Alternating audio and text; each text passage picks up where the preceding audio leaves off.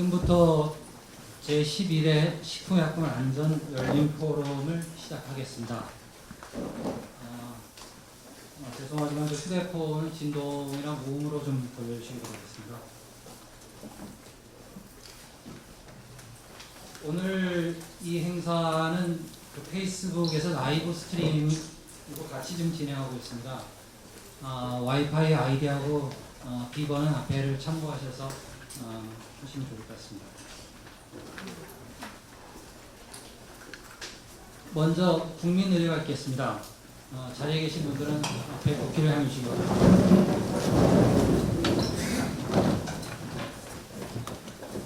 국기에 대하여 경례.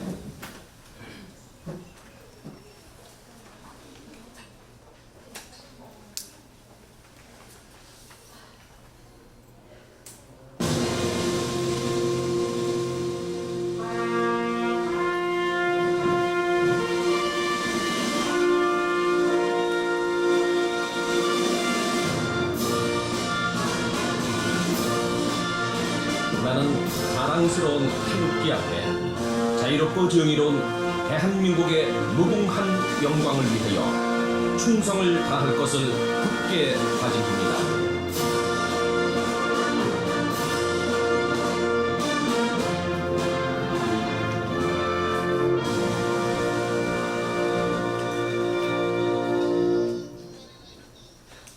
바로 이학 국면을 생각하겠습니다. 자리에 앉으시기 바랍니다.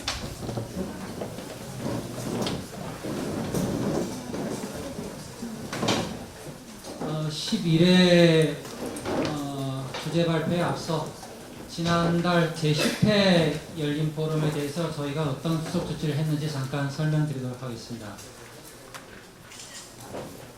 지난달 주제는 맞춤형 화장품이었습니다. 기존에는 그 제조업체에서 나온 화장품을 그대로 이제 소비자분들이 구매해서 사용하는 형태였는데요. 이것도 새로운 트렌드입니다. 그래서 공장에서 나온 화장품을 화장품 조제 관리사가 소비자가 원하는 대로 소분 덜어서 이렇게 혼합해주는 이런 새로운 업태가 앞으로 나올 것 같고요. 거기에 대해서 이제 여러 우려의 목소리가 있었습니다. 만약에 그럴 경우에 어떤 문제가 발생했을 때 그 화장품을 원래 제조한 업체의 책임인지 그걸 덜어서 소분해서 이렇게 혼합해준 조제 관리사의 책임인지 아니면 그렇게 요청을 한 소비자의 책임인지 그런 여러 가지 우려가 예상된다는 그런 말씀이 있었고요. 거기에 대해서 이제 저희 화장품 정책 부서에서는 그런 책임 소재 또 그 화장품 혼합했을 때 시간 경과에 따라서 어떤 세균 오염 같은 안전성 그리고 화장품이 균질하게 보관되지 못하고 이렇게 서로 분리되는 그런 안정성 이런 여러 부분에 대해서 검토해서 화장품법 시행 규칙안을 지금 마련을 하고 있고요. 이게 마련되면 7월 정도에 입법 예고를 하고 9월 정도에 개정해서 시행될 것 같습니다. 지난달 포럼에 오셨던 분들이 이제 많이 궁금해하시는 게 새로운 이제 업종이 나올 것이고 또 조제관리사라는 새로운 그 직업이 이제 생길 거라고 예상이 되는데 조제관리사를 어떻게 준비를 해야 되냐? 여기서 담당 부서에서는 아직 구체적인 것은 아직 마련을 못했다고 합니다. 그래서 그런 자격 시험의 시기, 절차, 방법, 시험 과목 이런 절차 등을 화장품 시행 규칙 개정안에 담아서 준비하는 걸로 그렇게 했습니다. 이상입니다.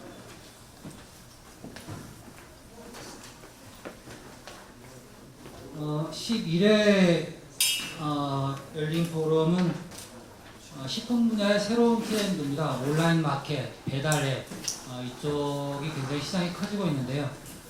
여기에 대해서 소비자 입장에서 어떤 그 피해 불만 사례가 있었고 또 구제 사례 그리고 현재 그 업체에 종사하고 계신 분의 주제 발표 그리고 마지막으로 저희 식품안전관리과장님의 앞으로 이 분야에 대한 관리 방안 이런 순서로 주제 발표 있겠습니다.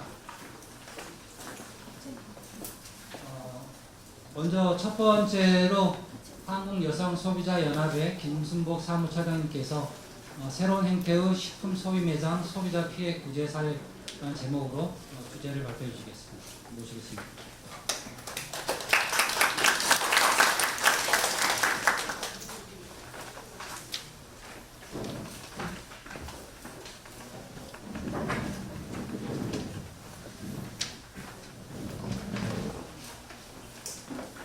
네, 방금 소개받은 한국여성소비자연합의 김신복입니다. 제가 오늘 말씀드릴 사항은 새로운 형태의 식품 소비 매장의 소비자 상담 사례입니다. 사례는 분석 개요와 또 온라인 식품 판매 유형별 상담 사례 분석과 결론 및 제언 순서로 말씀드리겠습니다. 최근에 오신 분들은 이제 관심 있으신 분들이기 때문에 많이 아실 텐데요. 그 온라인 개인 간 거래 과정에서 SNS 스타분이 이제 물건을 상품들을 많이 판매하시는데 그 거래 과정에서 이제 그 소비자와 업체 간에 분쟁이 일어서 좀 크게 이슈가 됐던 건인데요. 사실 그 저희가 온라인에 이런 SNS 스타들이 판매하는 상품들 관련해서 17년도 그러니까 2017년 1월부터 12월까지 1년간 저희가 접수된 상담 사례들을 저희가 한번 분석해봤는데요.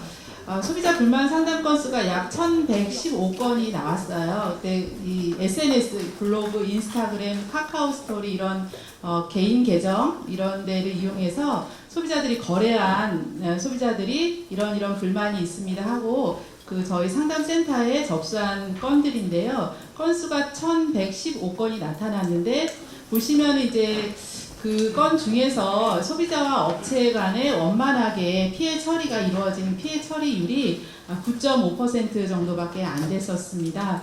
저희가 별도로 온라인으로 이런 그 개인 간 거래를 경험한 소비자 1,000명을 대상으로 작년에 왜 이런 개인 간 거래를 하시냐, 그 주요 이 개인 간 거래로 식품을 구매할 때 주요 선택하는 이유가 뭐냐고 저희가 질문을 했을 때 가격이 저렴해서가 절반 정도가 나타났습니다. 그래서 소비자들은 이런 개인 간 거래를 통해서 구매할 때 그 가격의 장점 때문에 많이 이제 구매를 하시는 걸로 나타났고 그 판매자에 대한 신뢰도 상당히 높은 것으로 나타났습니다. 그래서 저희가 이런 SNS 스타라고 하죠. 그런 스타분들에 대한 그 신뢰도를 가지고 개인 간 거래들을 많이 하시는 걸로 나타난 바 있습니다. 그 온라인 개인 간 거래 같은 경우에 보면은 환불이라든지 그 교환이라든지 이런 소비자 피해 처리에 대해서 굉장히 그 수단이 미비한 걸로 나타났는데요. 저희가 작년에 그 온라인 개인 간 거래 사이트 카카오 스토리라든지 블로그라든지 페이스북 이런 인스타그램 300곳에 대해서 저희가 모니터링을 해봤어요. 작년에. 그랬더니 그 300곳 중에서 상품이 교환이 가능하다라고 표시를 해놓은 사이트는 한 20.4% 정도밖에 없었고요. 한 60곳 정도만이 교환이 가능하다는 표시를 해놨고 또 환불이 가능한 곳은 20%가 좀 안 되는 정도 수준으로 환불이 가능한 걸로 나타났습니다. 그러다 보니까 이 나머지 약 한 80%에 해당하는 그 개인 거래 사이트들은 교환이라든지 환불 이런 것들이 제대로 안 된다는 걸 볼 수가 있고요. 그리고 저희가 그 300곳 사이트에 대해서 판매 상품에 관련한 정보를 어느 정도 제공해주고 있는지 저희가 모니터링을 해봤더니 보시면은 사업자 등록번호도 없고 정보가 있다라는 부분인데요. 사업자 등록번호가 한 34.8% 정도. 그러니까 이게 있는 거 보면은 사실 개인은 아니신 분들이 이제 개인인 것처럼 해서 판매를 하고 있는 걸로 나타났고요. 판매자에게 연락 가능한 전화번호는 약 한 22% 정도밖에 게시를 안 한 걸로 나타났습니다. 그래서 개인간 거래하다가 물건이 안 온다든지 물건에 문제가 있어가지고 별도로 연락을 하려고 했을 때 연락처 전화번호가 이 정도밖에 없기 때문에 소비자들이 많은 어려움을 겪을 수밖에 없고요. 그 해당 상품에 대한 제조업체명이라든지 제조업체 연락처는 이 정도밖에 정보가 제공되지 않는 것으로 나타났습니다. 그리고 이제 오늘 또 주제가 될 수가 있는데요. 새로운 형태의 식품 소비 매장이라고 해서 저희가 그 온라인 반찬을 또 이제 전문적으로 판매하는 몰들이 많이 이제 생기고 있고, 또 최근에 굉장히 경쟁적으로 이제 영업을 하는 걸로 나타났습니다. 이거 제가 그 기사를 하나 이렇게 내왔는데요. 여기 보시면은 이게 대기업들에서 하는 그 반찬몰이에요. 그래서 잇따라서 대기업들도 이런 반찬몰, 인터넷 반찬 시장에 적극적으로 뛰어들고 적극적으로 영업을 하는 걸로 이렇게 나타났습니다. 그래서 이제 앞으로 사실 뭐 이런 대기업들의 자체 브랜드들도 있고 하는 것으로 봐서 그 온라인 식품 시장 규모가 현재보다 더 커지면 커졌지 작아지진 않을 걸로 예상을 하고 있고요. 그래서 오늘 식품의 온라인 거래와 관련해서 소비자 피해 상담 사례를 통해서 어떤 문제점이 있고 어떤 개선할 점이 있는지를 살펴보고자 하였습니다.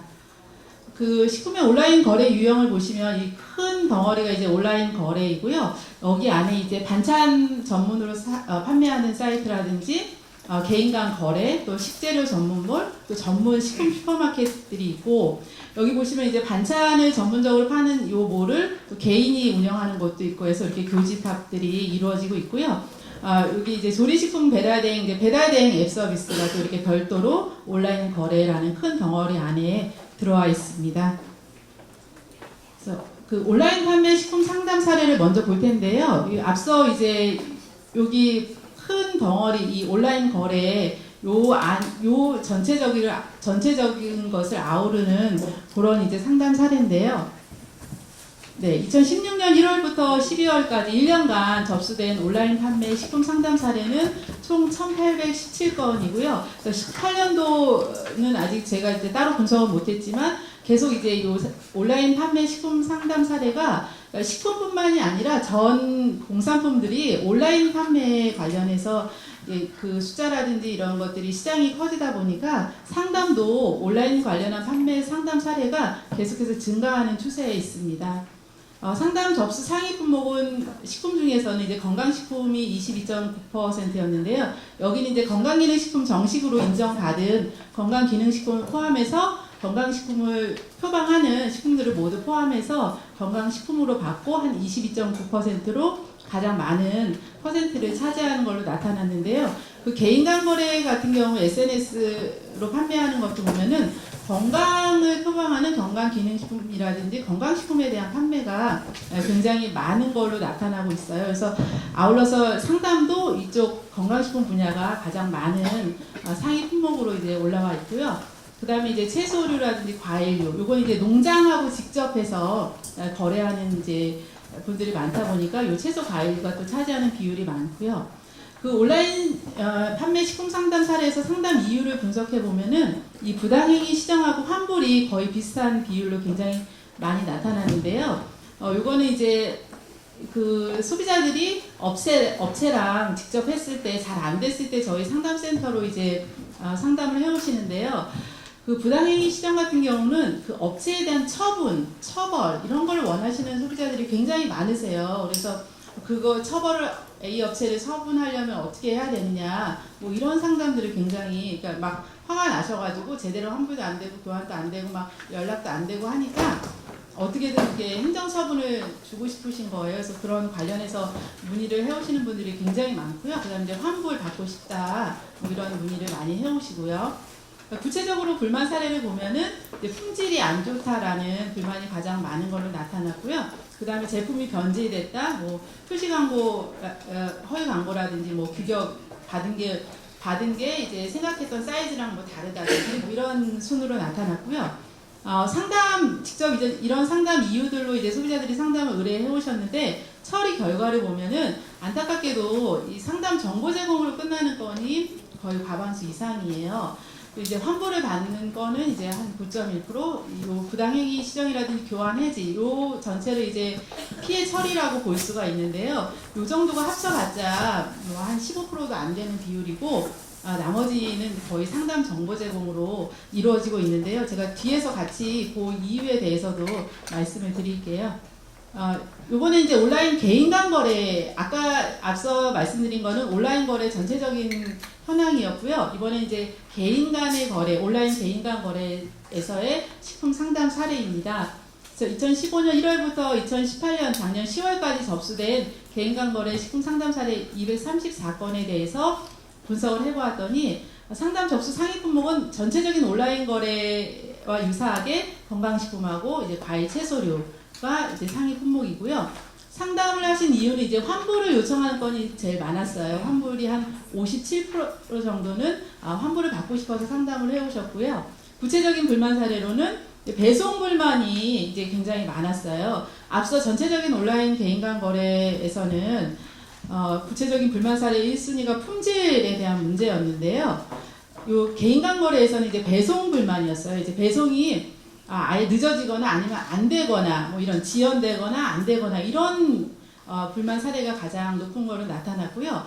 그 상담 처리 결과를 보면은 앞서 전체적인 온라인 거래와 유사하게 상담 정보 제공이 81%로 나타났고 이제 환불이라든지 교환 요 처리가 한 18% 정도밖에 안 되는 걸로 나타났어요. 그래서 이게 그러니까 소비자들은 온라인 거래를 통해서 식품을 구매하신 소비자들이 이런 이제 불만들을 가지고 거의 이제 원하시는 거는 이런 환불이라든지 직접적인 본인이 피해받은 거에 대한 처리를 원하셔서 상담을 해오시는데 처리된 결과를 보면은 이제 상담이라든지 정보 제공, 직접적인 피해 처리는 사실 원하는 거에 뭐 절반도 안 되는 수준으로밖에 이루어지지 않기 때문에 사실 관련해서 온라인 거래를 경험했던 소비자들이 그 상담을 했을 때 원하는 결과도 제대로 못 얻고 하기 때문에 결과적으로 보면은 굉장히 온라인 거래에서 피해를 경험한 소비자들은 다시 온라인 거래를 하고 싶지 않을 정도의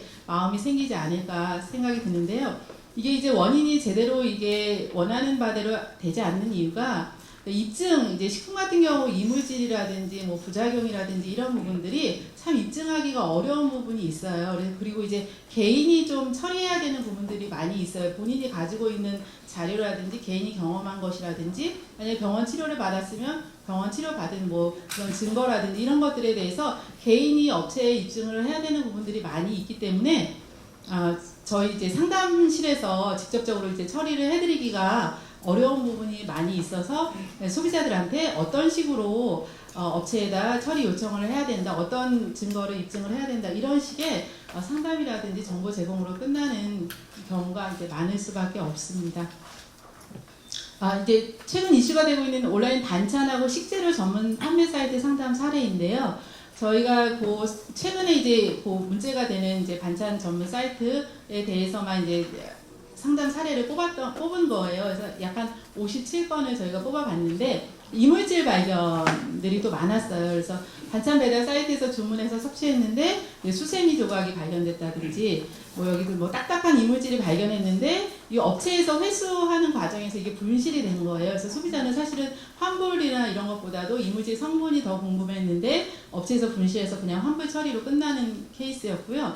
여기도 뭐 쭈꾸미 볶음 재료를 배송받아서 조리하는 중에 이제 벌레가 발견됐다라든지 그리고 이제 이것도 식재료에서 이제 요런 식재료들은 집에서 이제 받아가지고 거의 이제 반 조리 상태라든지 해서 조리 바로 할 수 있게끔 이제 재료들을 보내주는 케이스인데요. 이제 받아서 조리하려고 보니까 뭐 돌이 나왔다든지 뭐 여기서도 이제 도시락을 배송 받았는데 이 안에 재료 중에서 돌이 나왔다든지인데요. 사실은 최근에 이제 문제가 된 그 호박즙 사건도 이제 곰팡이 핀 제품에 대해서만 환불 처리해주겠다 뭐 이래가지고 좀 더 이게 확대가 됐었잖아요. 근데 이런 사례 굉장히 많아요. 그 여러 개가 들어있는데 하나만 곰팡이라든지 문제가 됐을 때 소비자들은 사실은 그거 다른 것도 다 같이 문제가 있을 거라고 보기 때문에 다 환불을 받고 싶어 하는데 현행법상 그게 제대로 뭐 다 처리를 해줘라 이런 게 명확하게 없어요. 그렇기 때문에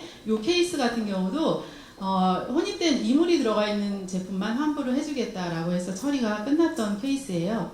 품질 불만으로 이제 부패 변질된 사례가 있었어요. 여기도 요것 같은 경우도 곰팡이 발견된 그 제품만 환불을 이제 해준 케이스로 끝났어요. 이제 부작용으로는 섭취해서 부작용이 발생해서 이제 배상이라든지 보상안을 문의하셨는데 그 식품 관련해서 이제 보상 처리할 수 있는 기준들은 그 소비자기본법에 있는 소비자 분쟁 해결 기준이라고 있어요. 공정거래위원회 고시인데 거기에 이제 식품 관련해서 처리할 수 있는 처리안이 들어가 있는데 여기에 보면 이제 그 이런 부작용이 발생했을 경우에는 치료비, 경비 및 그 일시 소득 배상이 가능해요. 그래서 이런 부작용 때문에 출근을 못했다든지 일을 못한 거에 대해서 소득 배상이 가능합니다. 그리고 이제 배송 지연 관련해서도 이제 많이 들어왔는데요. 이제 예를 들면은 새벽 배송 뭐 이런 아주 이른 시간에 배송 이제 요거도 여러 업체에서 하시더라고요. 전에 한 업체에서 요거를 막 크게 마케팅 해가지고 굉장히 많이 성장했는데 지금 요걸 하는 업체들이 많더라고요. 근데 이제 새벽에 요때 못 받고 오전에 밖에다 그냥 놓고 가서 분실된 건.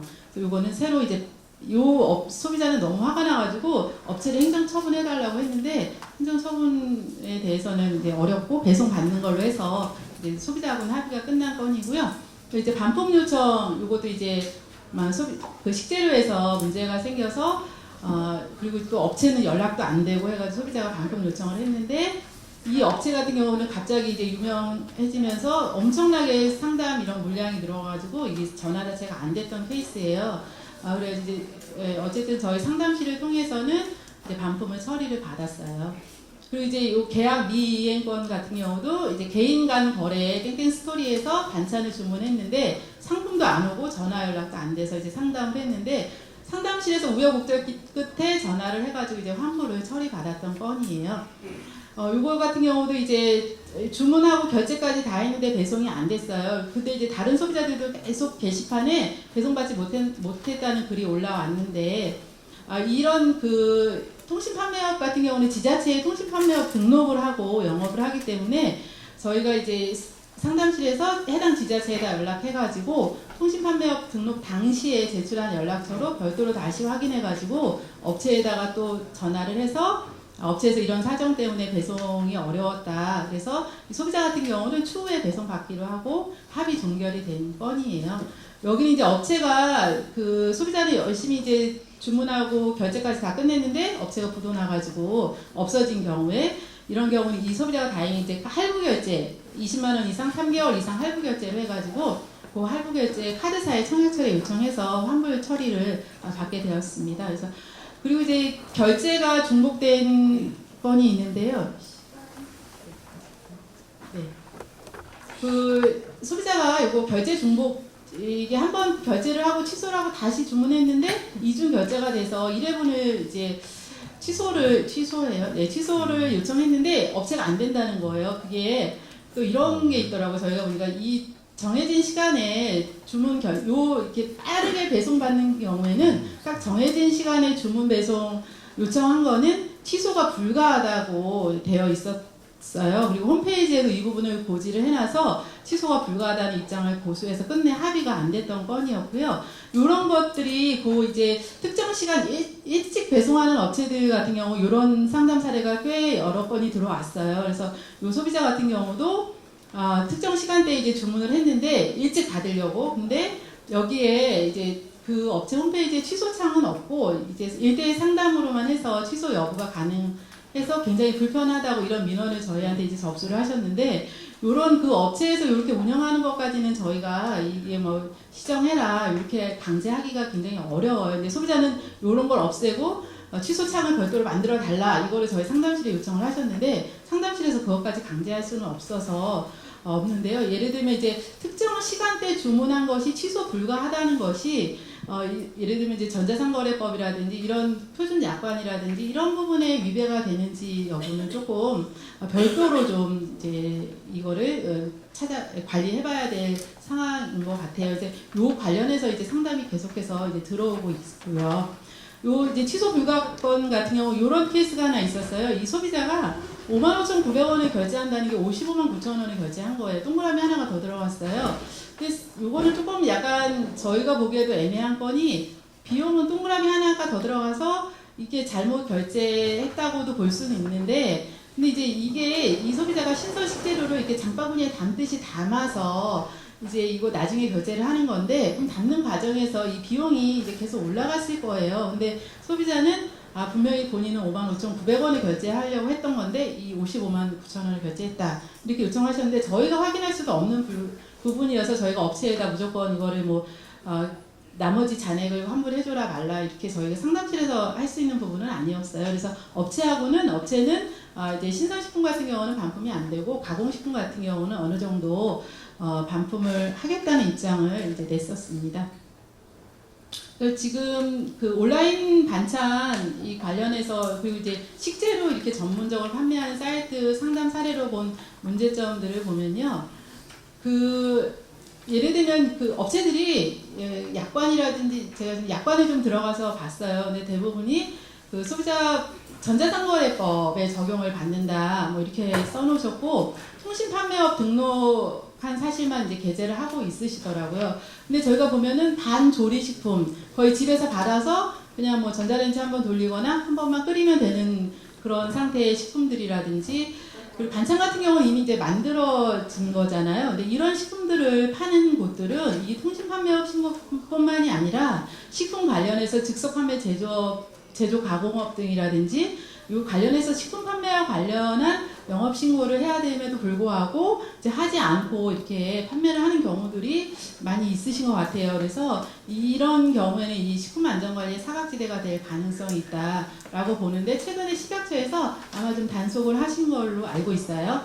네, 그리고 이제 그 이런 그 식품을 제조, 가공, 소분, 수입, 판매하는 영업자는 식품위생법에 따라서 이물 발견 보고를 의무적으로 해야 되는데 그리고 이제 소비자로부터 이물 발견 사실 신고받는 경우에는 식약처나 또 지자체에다 보고를 해야 돼요.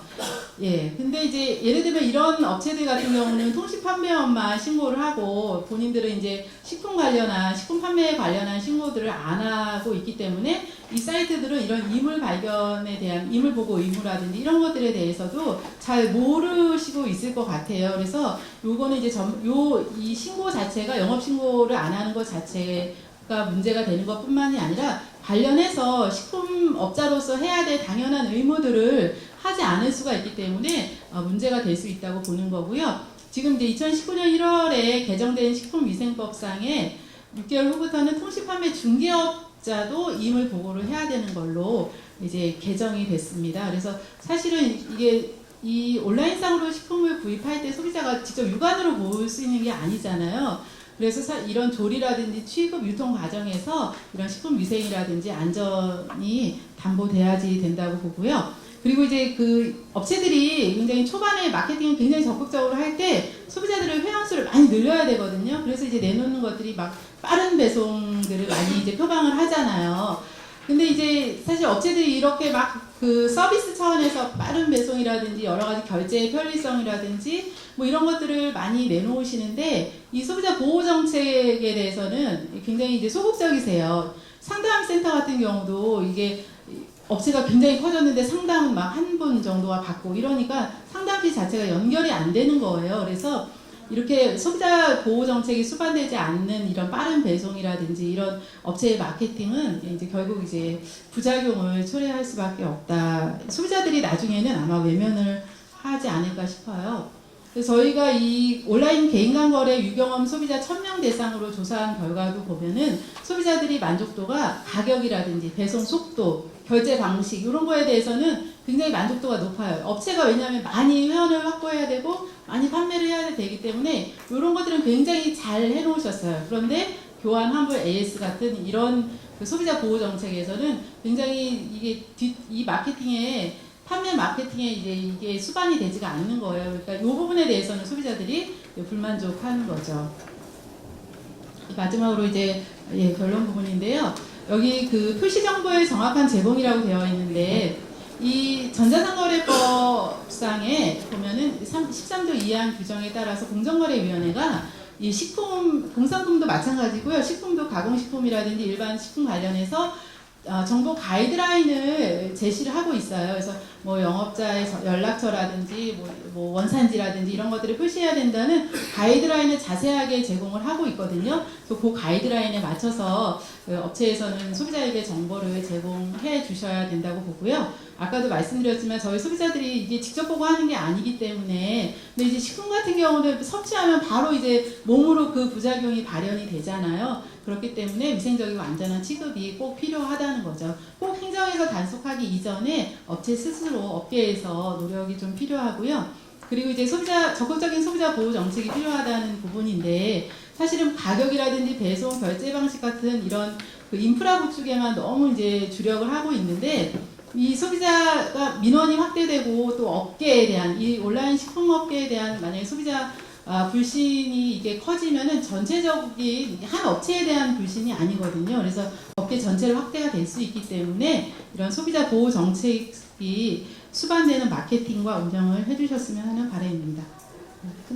네, 요거는 이제 뭐 새로운 기술 발전에 부응하는 식품 안전 관리가 필요하다는 점인데요.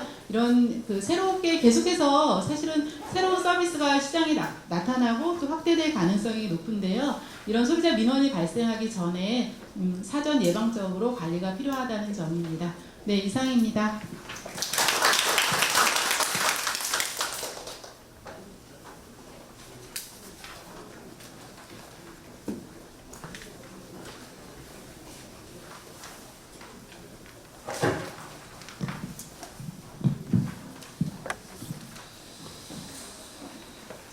이 새로운 트렌드다 보니까 이제 소비자분들이 제품을 보지도 않고 구매를 하시게 되고 그에 따라서 다양한 피해 사례 그리고 이제 통신 판매업이라는 그런 뭐 영업 신고만 하고 식품 취급하는 데 필요한 영업 신고도 안 하시고 또 소비자 보호 정책도 부족하시다는 그래서 결국 이게 이제 이 분야에 대한 소비자 불신으로 이어질 수 있다는 그런 말씀 주셨고요. 그러면 두 번째로는 이런 소비자들의 그 신뢰를 회복하기 위해서 관련 업계에서는 어떻게 그 안전관리를 하고 계시는지 주식회사 대상의 권장윤 품질보증센터장님 모시고 주제 말씀 듣겠습니다.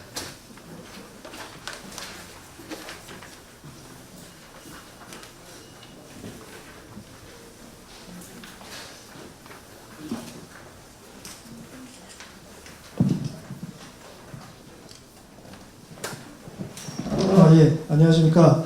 대상 품질보증센터에서 근무하고 있는 권장윤입니다. 반갑습니다.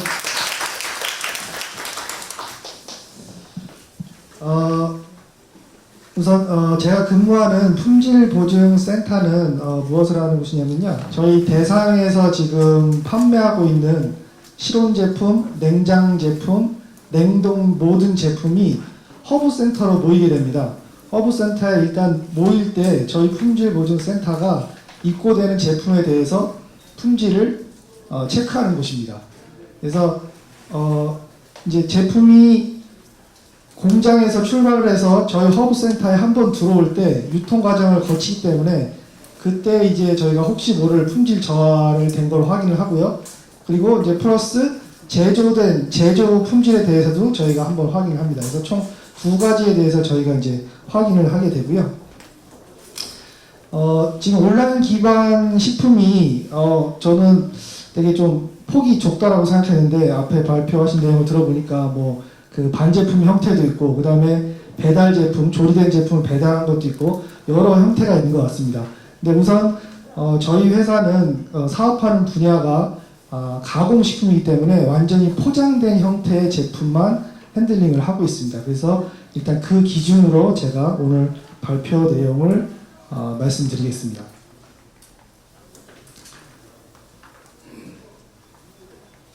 예, 저희 회사 소개는 뭐 간단하게 저희 대상 그룹 안에 저희 이제 식품 청정원 브랜드가 있고요. 2008년도에 기존에 쓰던 그 마크를 이렇게 지금 바꿨는데 많이 아실지 모르겠습니다. 저희 계열사하고 이제 하위 브랜드로는 뭐 종갓집 김치라든가 초록마을, 뭐 보금자리, 그다음에 뭐 웰라이프 건강식품 판매하고 있는 그런 회사들이 운영되고 있습니다. 저희 회사의 전체적인 품질 관리 시스템은 온라인 기반 식품이나 아니면 일반 오프라인 기반 식품이나 똑같이 관리를 하고 있습니다. 제조부터 그다음에 뭐 판매 후에 CS라든가 이런 전체적인 품질 관리 시스템은 동일하고요.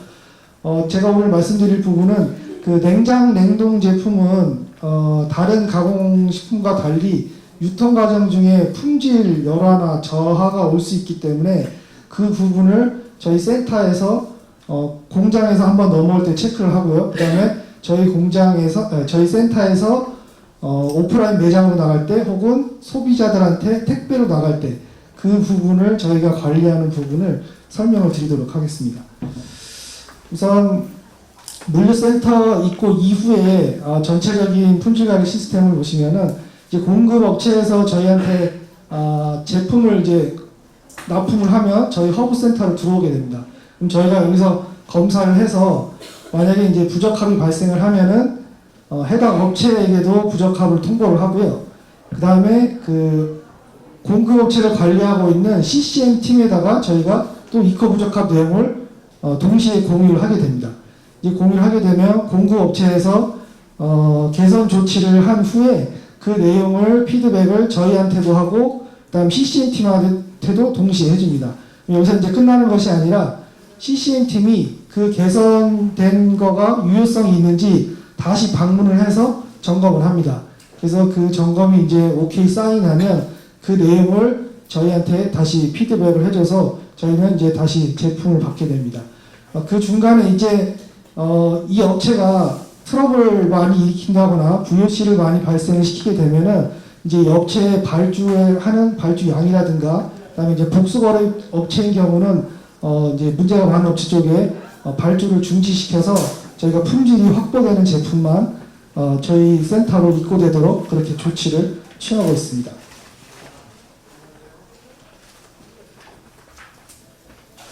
저희 그 품질보증센터에서 제품이 입고될 때 점검하는 사항에 대해서 세부적으로 좀 말씀드리겠습니다. 아까 말씀드린 바와 같이 저희는 입고되는 제품에 대해서 제조 품질을 체크를 하고요. 그 다음에 중간에 유통 단계에서 혹시 온도 쇼크나 이제 다른 기타 사항으로 인해서 제품이 품질이 저하될 수 있는 부분을 입고 검사 시에 저희가 체크를 하고 있습니다. 우선 첫 번째로 차가 도착을 하면 차량 온도하고 제품 온도를 확인을 합니다. 차량 온도는 이제 타코노타 기록지로 확인을 하게 되고요. 제품 온도는 레이저로 쏴서 저희가 실측을 하게 됩니다. 그 외에 이제 표시사항이라든지 유통기한 날인 상태, 포장 외부 상태, 그 다음에 적재 상태, 그 다음에 이제 박스나 내용물이 일치하는지 누에 파손 등의 외관 검사를 실시를 합니다. 그리고 들어온 제품에 대해서 표시된 조리법에 의해서 조리와 관능 검사, 그 다음에 내용물에 대한 입수량 검사를 실시합니다. 그리고 제품에 대해서 pH라든가 수분이라든가 점도, 중량 및 경도 등을 제품 특성에 맞게 분석을 하고 있습니다. 그리고 이제 그 VOC가 저희가 접수가 되면 전사에 이제 실시간으로 공유가 되는데 저희 센터에 이제 VOC가 접수가 되면 해당 로트 제품의 재고에 대해서 저희가 확대 검사를 실시합니다. 그래서 이 확대 검사를 실시하는 이유는 이 제품이 제조 결함인지 아니면 유통 중에 그 해당 제품만 결함인지를 확인하기 위해서 반드시 그 VOC가 발생하면 해당 로트에 대해서 재고에 대한 확대 검사를 실시하고 있습니다. 그 외에는 지금 오늘 이제 주 내용이 될 수 있는 고객한테 직접 저희가 보내는 제품에 대해서 유통 안전성에 대한 검증 및 개선 업무를 실시하고 있습니다. 냉장, 냉동, 상온 세 가지 제품에 대해서 각 제품의 특성에 맞게 품질 열화가 될 수 있는 부분을 저희 센터에서 점검을 해서 기준을 설정하고 그 다음에 물류한테 그 기준을 적용하게 하도록 하고 있습니다. 이 페이지가 오늘 말씀드릴 내용 중에 좀 제일 중요한 페이지인 것 같은데요. 그 온라인 제품을 고객이 구매하시는 데는 지금 보시는 바와 같이 크게 두 가지 방법이 있습니다. 저희 자사 쇼핑몰 정원 이샵이라는 곳에서 고객들이 직접 구매를 하실 수도 있고요. 아마 많은 고객분들은 인터넷 쇼핑몰, 소셜 커머스하고 오픈마켓, 기타 마켓을 표시해놨는데 소셜 커머스는 이제 쿠팡이나 위메프 같은 곳을 말씀드리고요. 오픈마켓은 지마켓이나 옥션 같은 곳을 말하고요. 기타는 이제 종합몰이라고 해서 별도로 그냥 쇼핑몰을 만들어서 운영하시는 그런 쇼핑몰이라고 보시면 되겠습니다. 이때 그 제품을 구매하시면은 유통되는 경로가 사실 다르게 되어 있습니다. 저희 그 정원이샵 자사몰에서 구매를 하시게 되면 아까 이제 말씀드린 대로 제품이 저희 허브 센터로 들어오게 됩니다. 그럼 저희가 제품을 보관을 하고 있다가 고객이 구매를 하시게 되면 냉장하고 냉동하고 실온을 각각 포장해서 택배 회사로 보내게 됩니다. 그러면 저희가 계약한 택배 회사가 고객님한테 냉장, 냉동, 실온을 구분된 상태로 왔습니다. 저거를 저희가 합배송하지 않고요. 냉장은 냉장 따로, 냉동은 냉동 따로, 또 실온은 실온 따로 이렇게 세 가지로 포장을 해서 나가게 됩니다. 그런데 여기서 이제 주의 깊게 보셔야 할 부분은 이 인터넷 쇼핑몰에서는 저희랑 같은 방법으로 나가기도 하지만 다른 방법으로 또 출고가 됩니다.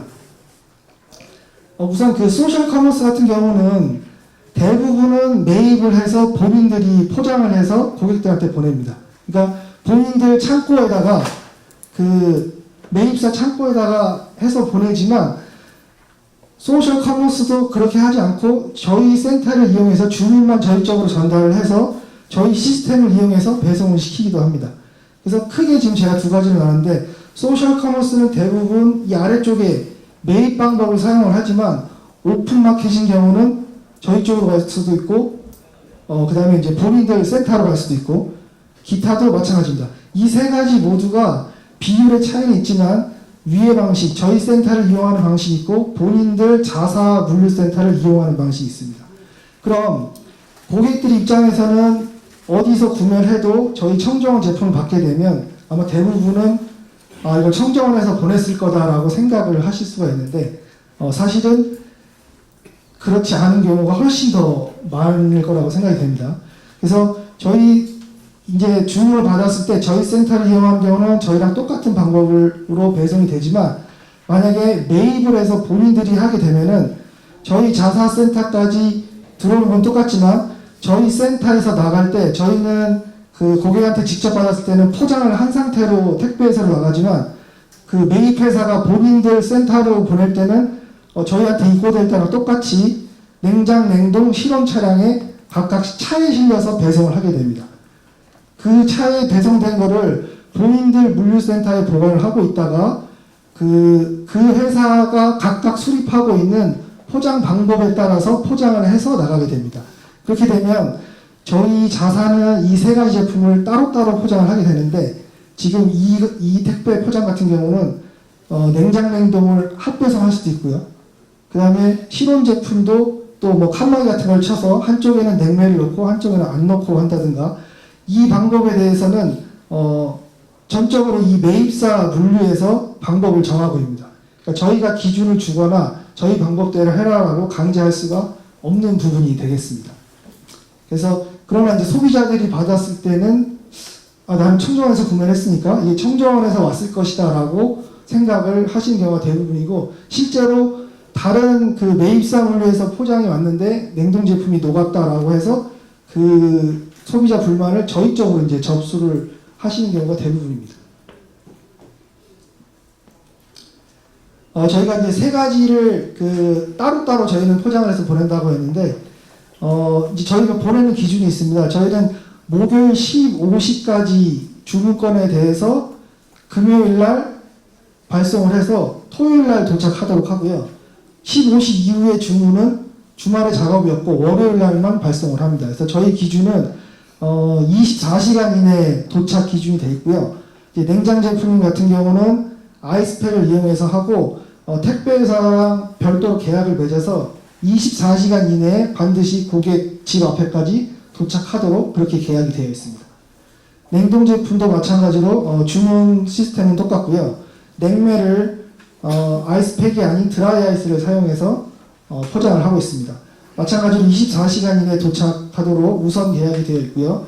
실온 제품에 한해서는 주문 기준은 똑같지만 그 24시간 이내에 별도 계약은 되어 있지 않습니다. 그래서 실온 이제 어떤 분들은 팁으로 알고 계시는데 실온 제품을 빨리 받고 싶으실 때 냉장이나 냉동 제품을 같이 주문을 하면 거의 똑같이 도착합니다.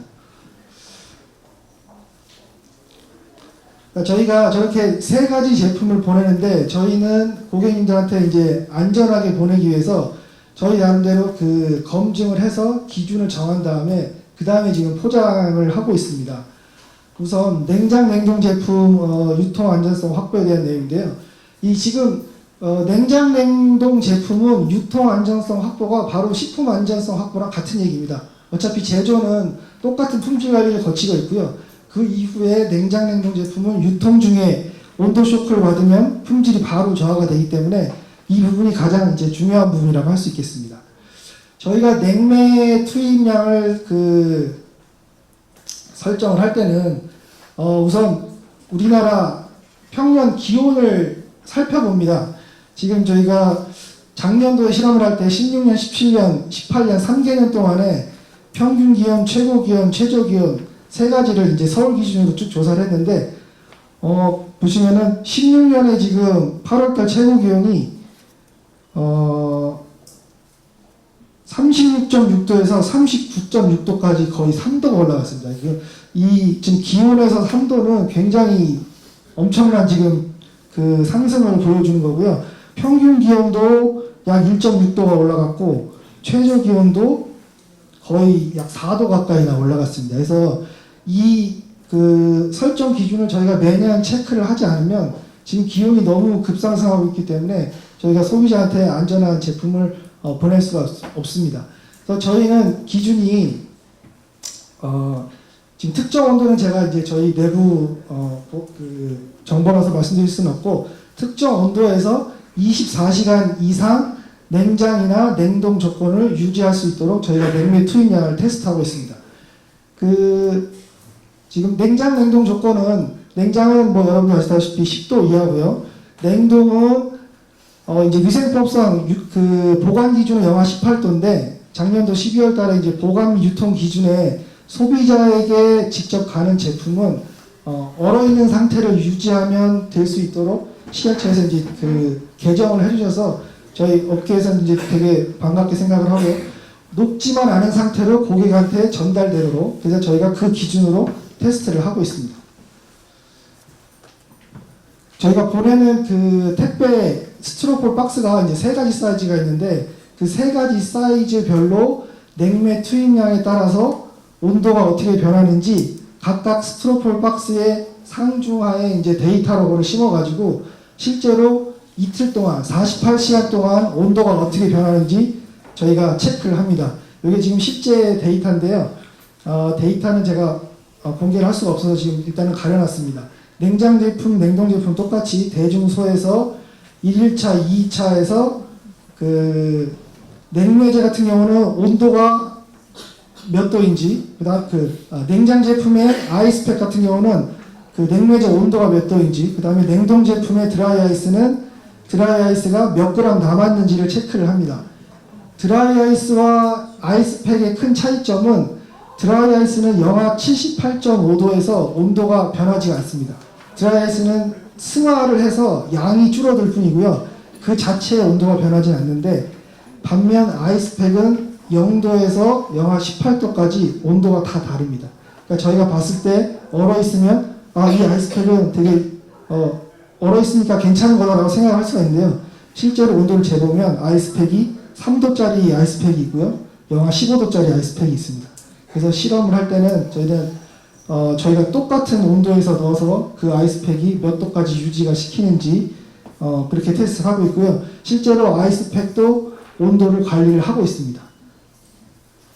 그렇게 나온 데이터를 가지고 냉동 제품은 이제 제품 상태도 해동이 없어야 되고 그 다음에 0도 이하 상태를 데이터 로고가 유지하는 상태에서 몇 개를 투입해야 그게 만족을 하는지를 점검한 다음에 그 기준대로 저희가 포장을 하고 있습니다.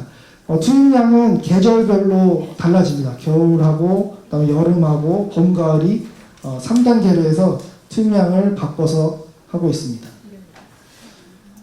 실온 제품 같은 경우는 온도 쇼크의 위험성은 없지만 실온 제품은 택배 포장을 해서 나가다 보니까 파손의 위험성이 있습니다. 그래서 뭐 제품 포재 유형이 여러 가지가 있는데 유리병이라든지 페트라든지 뭐 그다음에 캔, 액상 파우치, 그다음에 스파게티면. 그래서 저희가 유통 중에 품질이나 그다음 식품 안전에 영향을 줄 수 있는 대표적인 제품을 골라가지고 그 제품을 저희가 낙하 테스트를 합니다. 낙하 테스트를 할 때 그 제품 선정 기준은 이제 각 유형군에서 중량이 제일 많이 나가는 제품으로 해서 충격을 많이 받는 제품을 악조건으로 실험을 하고 있습니다. 그래서 특정 높이에서 저희가 3회 낙하를 시켜가지고 단품으로도 낙하를 시키고요. 그 다음에 이제 실제로 그 택배 나가는 것처럼 복합으로 포장을 해서 이 제품이 다른 제품에 영향을 또 주는지도 다 체크를 합니다. 여기 지금 실제 테스트 데이터인데요. 특정 높이에서 저희가 3회를 던지고 종방향, 횡방향, 모서리 방향 세 방향으로 낙하를 시켜가지고 파손이 있는지를 확인을 합니다. 저희가 완충제로는 그 많이들 아시는 에어캡, 뽁뽁이라고 하죠. 에어캡을 사용하기도 하고요. 그다음에 래퍼라고 해서 요거는 이제 그 저희 센터에서 포장을 할 때 롤필름이 들어와서 그 안에다 공기를 주입해서 실링을 해서 이렇게 쿠션 방석처럼 만드는 제품이 있습니다. 그래서 이제 쉽게 말씀드리면 뽁뽁이보다 좀 그 사이즈가 셀 사이즈가 큰 거라고 생각하시면 되고요. 그래서 두 가지로 나눠 가지고 몇 겹으로 포장을 했을 때 제품에 전혀 충격이나 파손이 없는지를 체크를 해서 그 겹수대로 저희가 물류센터에 전달해서 포장을 하고 있습니다. 이 제품을 이게 한 번만 해서는 안 되는 거예요. 왜 주기적으로 해야 되냐면은 신제품이 나오고 포장가 새로운 형태가 나오기 때문에 주기적으로 체크를 해줘서 기준을 계속 업데이트 해줘야 됩니다.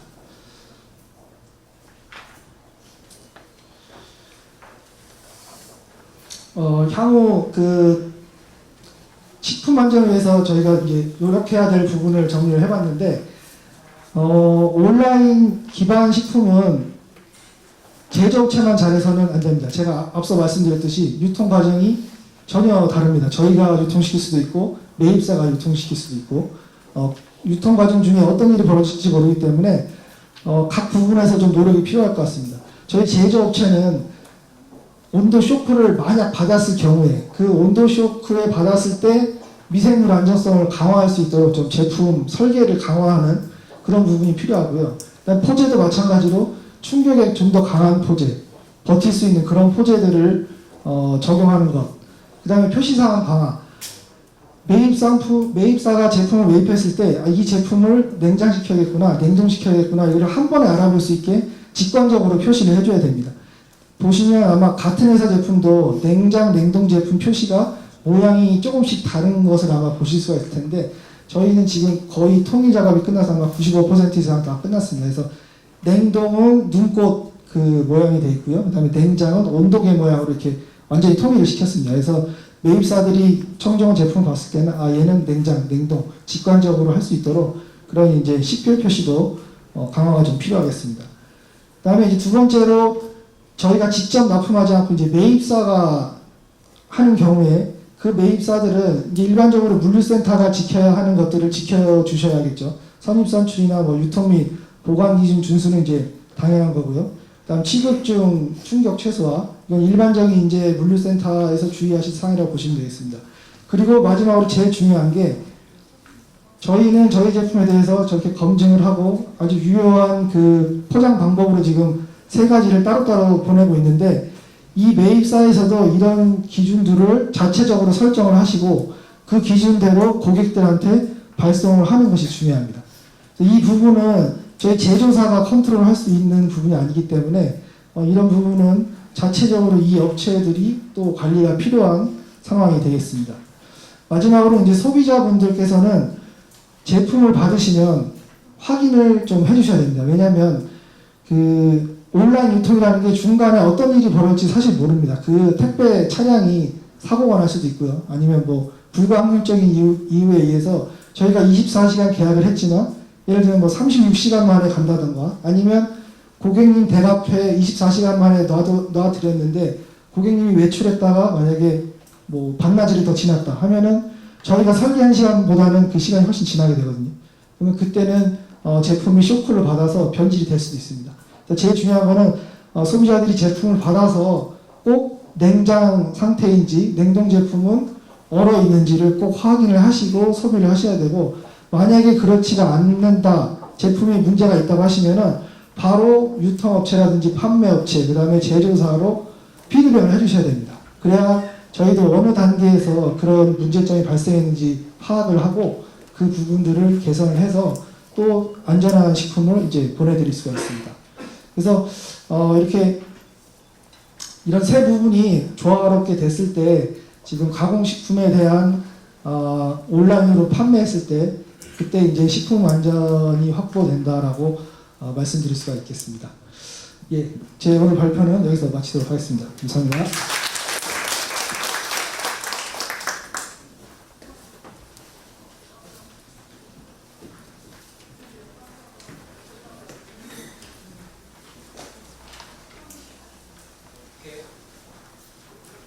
업계에서도 그 다양한 노력들은 하고 계시는데 이게 이제 새로운 분야다 보니까 관련 규정이 이렇게 좀 미비할 수도 있을 것 같습니다. 그래서 이 분야에 대해서 어떻게 그 관리하고 계시고 또 관리할 계획이신지 식약처 식품안전관리과의 김용재 과장님 모시고 말씀 듣겠습니다.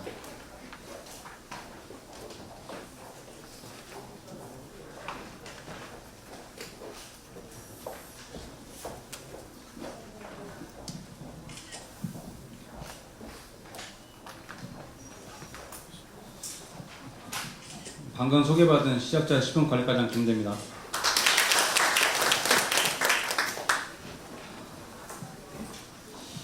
새로운 형태의 식품은 무엇이라고 정의할 수 있을까요?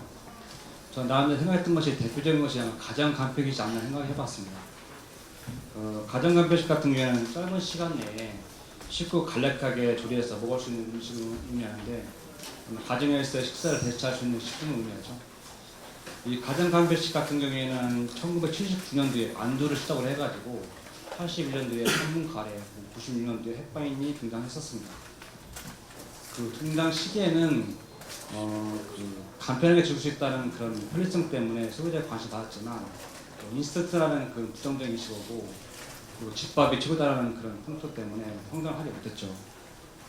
그러다가 이제 여성의 사회주체가 확대되고 맞벌이도 증가하고 1인 가구 확대되는 그 사회적 구조 변화와 더불어서 그 간편식에 대한 수요 증가가 발생함에 따라서 기업도 다양한 제품을 개발하고 품질도 개선함에 따라서 시장이 많이 성장하였습니다. 이 가정 간편식 같은 경우에는 가정뿐만 아니라 직장, 편의점, 야외 다양한 곳에서 섭취하고 있죠. 저희 시작처 같은 경우는 이런 성장하는 그 식품에 대한 안전관리를 지속적으로 하고 있음을 말씀드립니다.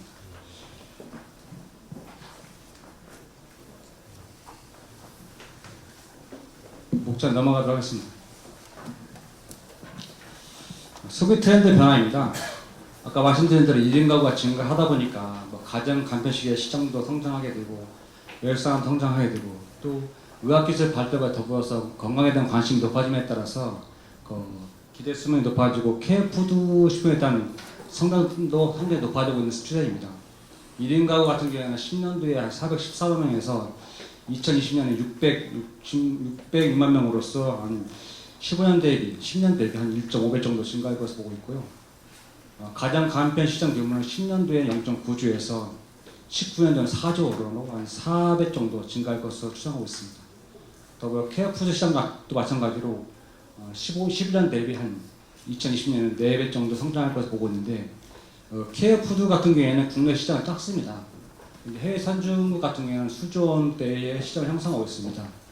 특히 미국 같은 경우에는 환자나 그 영유아, 다이어트를 추구하는 사람들을 대상으로 해가지고 식사 대용식품이랄지 환자식이랄지 드링크 제품 등 다양한 케어푸드 제품이 출시되고 있기 때문에 현재 시장이 한 26조 정도로 되고 있고 아마 2020년에는 30조 정도로 성장할 것으로 추정하고 있습니다.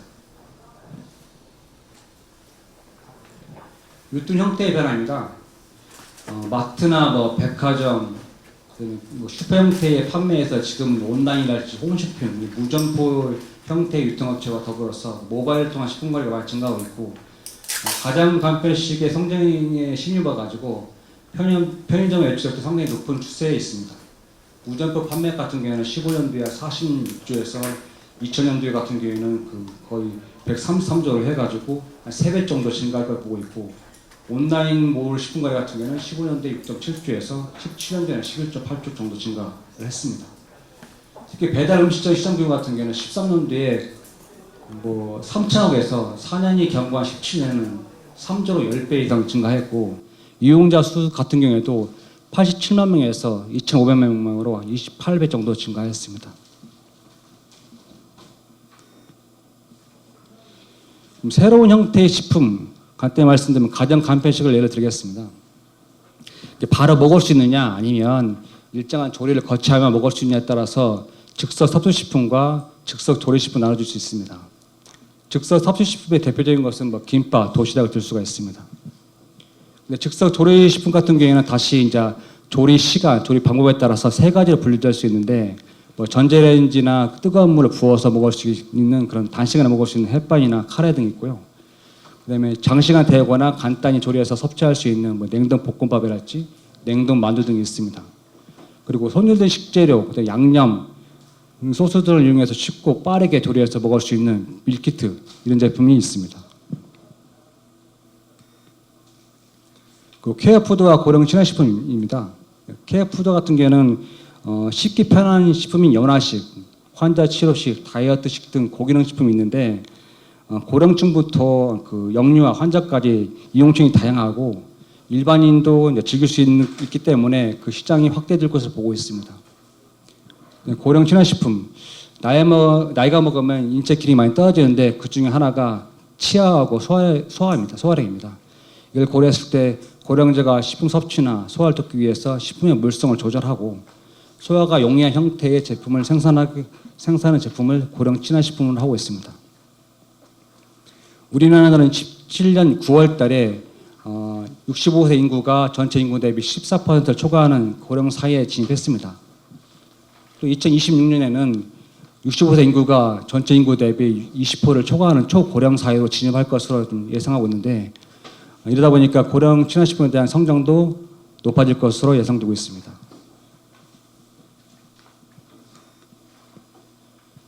그거 하나 추상은 그냥 넘어가겠습니다. 2017년도에 식품 안전 관리 방향에 대해서 간략히 말씀을 드리겠습니다.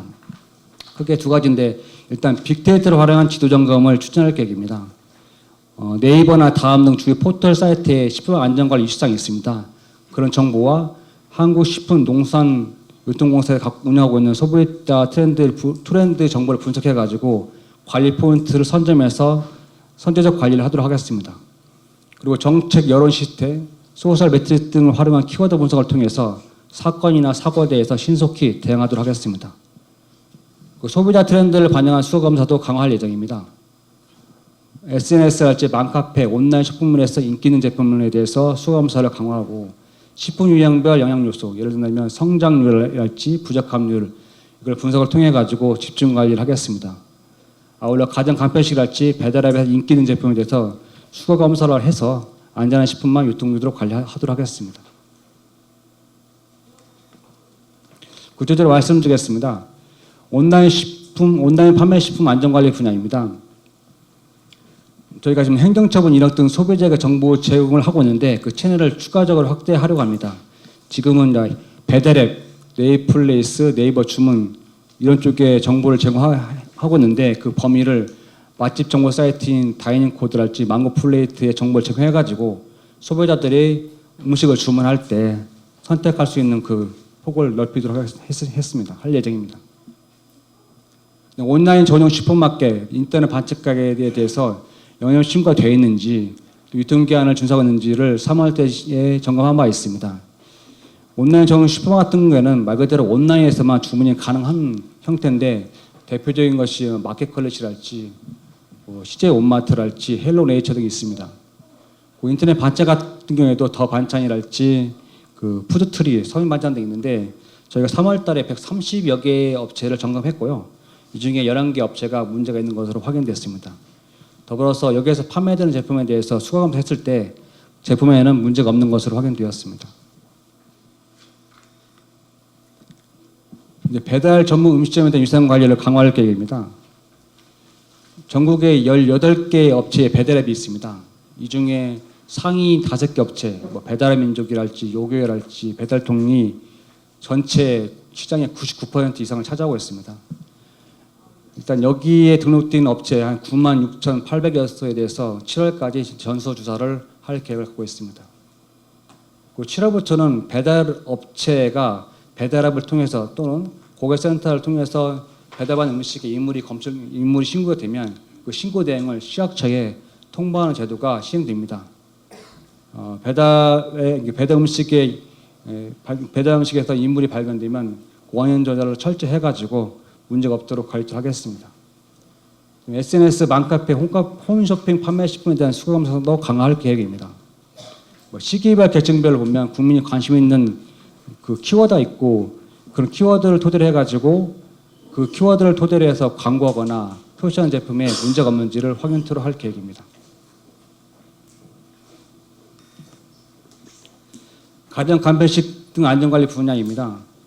밀키트 등 가정 간편식 제조업체와 이를 판매하는 편의점 대형마트에 대해서 지도점검을 4월달에 실시한 바 있습니다. 전국에 한 5천여 개의 소를 점검했고요. 이 중에 70개 여소가 문제가 있는 것으로 확인되었습니다. 건강진단을 안 했다랄지 유통기한 경과 제품을 사용했다랄지 이런 문제가 있어서 70개 업체에 대해서 현재 행정처분 진행 중이고 이들 업체가 관리 판매했던 883개 제품에 대해서는 현재 검사 진행 중에 있습니다. 그리고 가정 간편식 제조 업체 중에 한 600여 개소가 해썹을 받았습니다. 이 해썹 업체가 이제 정기 점검, 사전 예고한 후에 가니까 실적으로 제대로 안 지키는 부분이 있어서 올해부터는 사전 예고 없이 불시 점검을 시작하고 합니다. 이 불시 점검을 통해 가지고 제조업체가 그 해썹 규제에 맞게끔 생산하도록 점검을 하도록 할 계획이고요. 그 집서 섭취 조리식품 같은 경우에는 2020년까지 해썹을 의무화해야 됩니다. 기한 내에 의무화할 수 있도록 관리를 하겠습니다. 그 노인식, 환자식 등 케어푸드와 취약시설 안정화에도 강화도 할 계획입니다.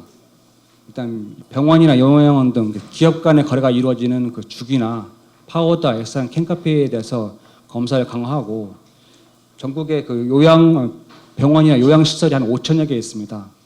그 5천여 개 시설하고 그다음에 식품 취급소를 갖고 있는 산후조리원이 전국에 한 451개 정도 있습니다.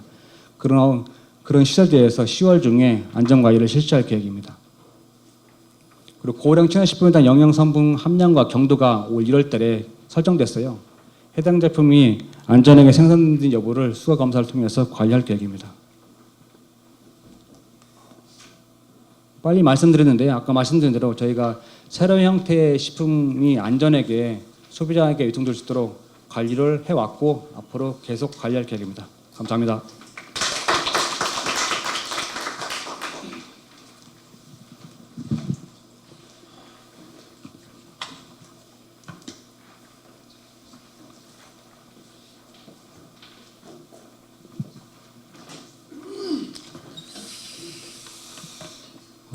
용어 저만 그런지 모르겠는데 일단 용어도 굉장히 좀 새롭고 새로운 그런